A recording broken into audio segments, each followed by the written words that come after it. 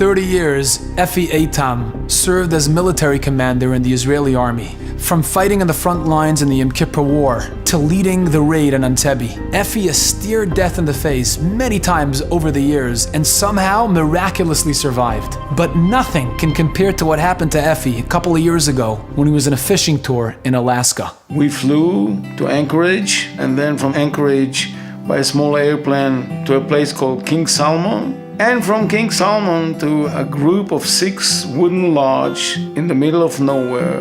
Unbelievable, spectacular nature, lakes and woods and caribou. Effie was so looking forward for this trip because all the years he's been on the front lines in Gaza and Lebanon and Syria, and he was finally getting some time alone.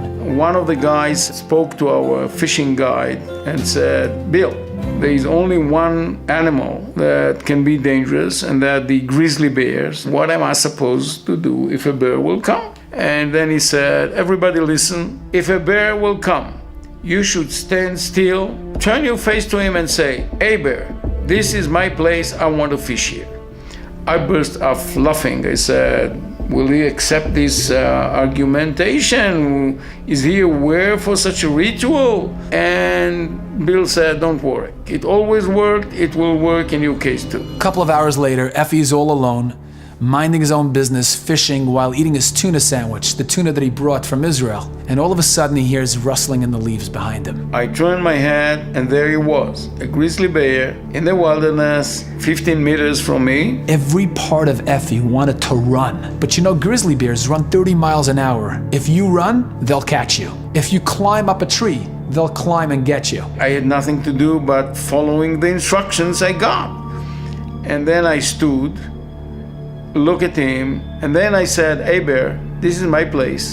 I intend to fish here." When he heard my voice, he stood on his hind legs, more huge than he was looked when he was standing on his 4 feet. Effie is about to melt from fear, but continues to say, "Beer, "This is my place.